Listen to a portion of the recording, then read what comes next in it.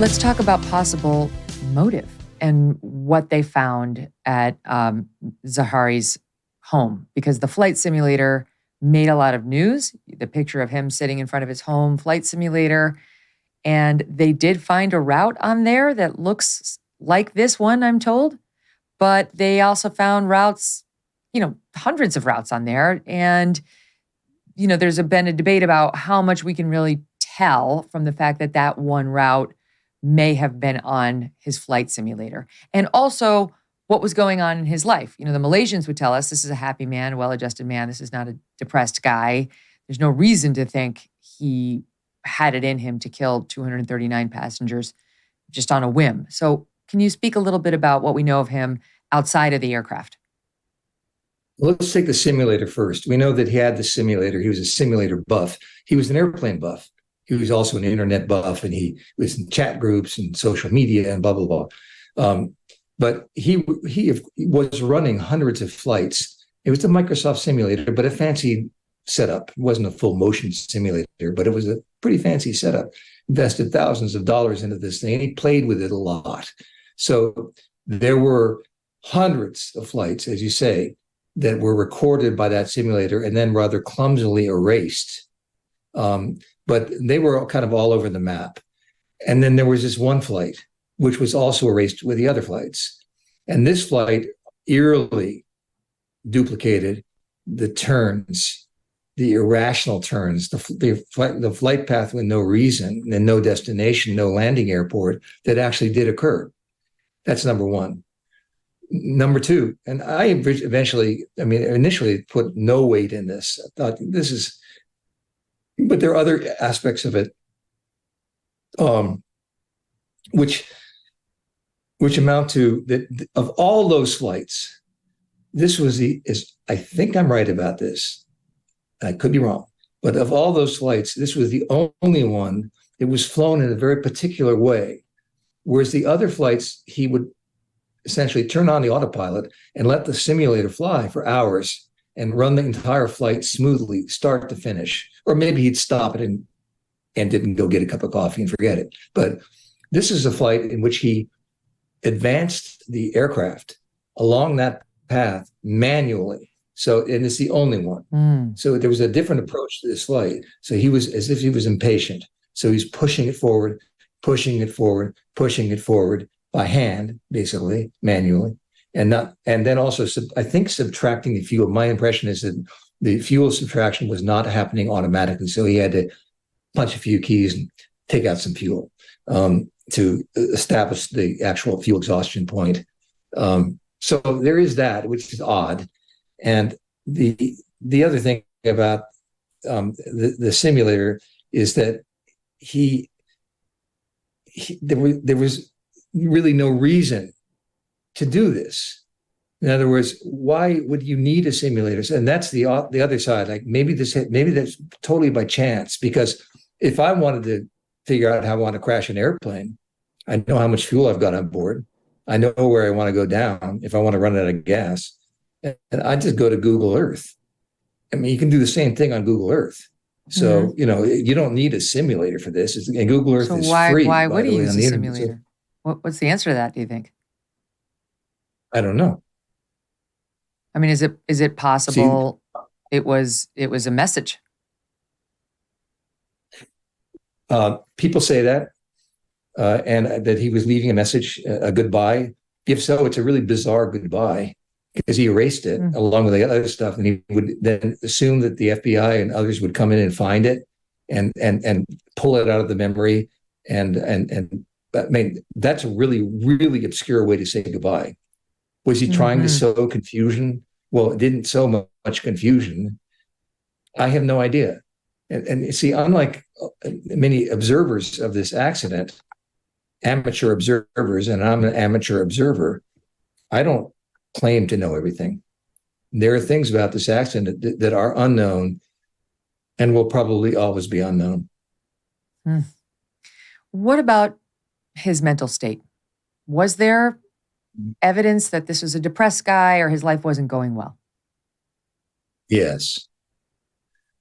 When I was in Kuala Lumpur on this assignment for the Atlantic Monthly, Um, I I spent a lot of time on that because it was so obvious to me. It became obvious really quickly that the airplane didn't fail, that the pilot failed, that this was an intentional act, and it fit a pattern of other intentional acts, suicide, murders that I've written about in the Atlantic over the years.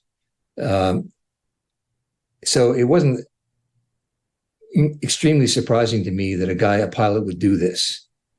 It does very rarely, but it does occur. The list is, yeah, I can name them. It takes probably two hands to name them. But so I was immediately, well, not immediately, but the farther I got into this in Kuala Lumpur, wondering about what was the deal with this guy.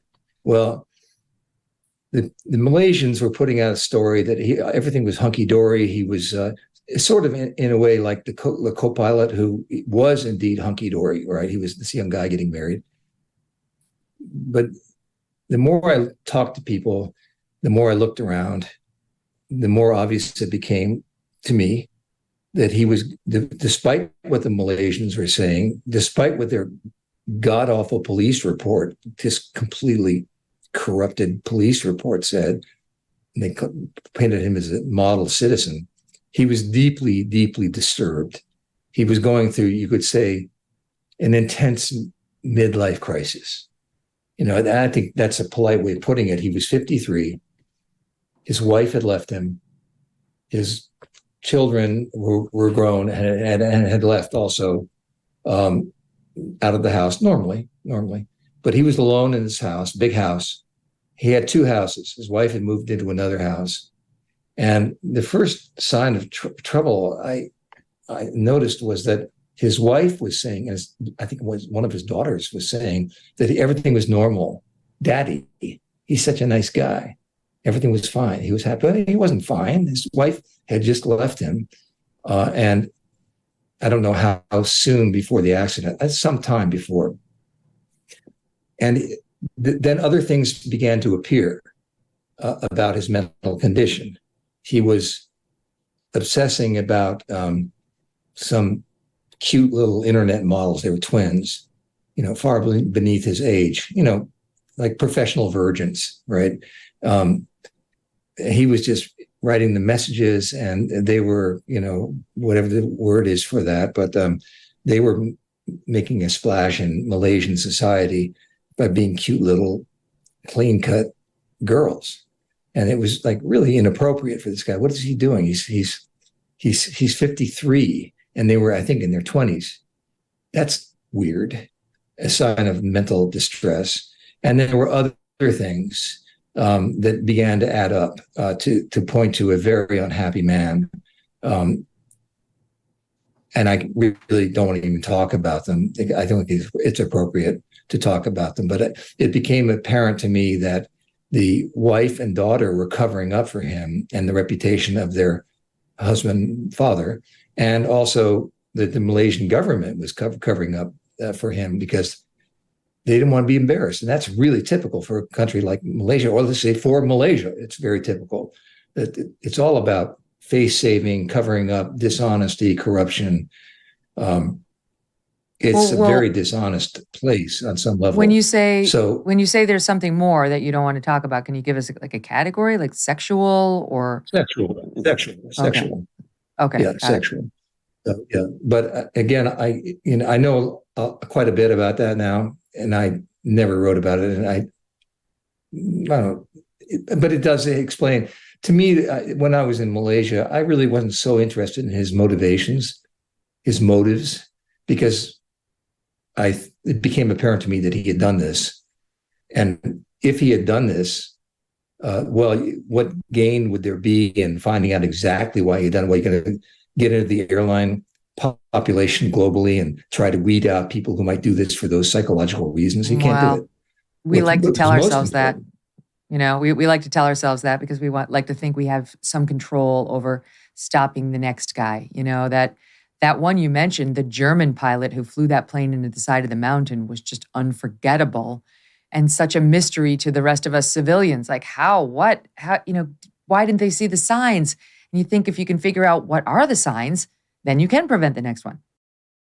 Did you know that there is one phase of sleep that almost everyone fails to get enough of? And this one phase of sleep is responsible for most of your body's daily rejuvenation, repair, controlling hunger and weight loss hormones, and boosting energy? I'm talking about deep sleep. Why don't most people get enough of this one most important phase of sleep? A big reason is magnesium deficiency. And over 80% of the population is deficient in magnesium.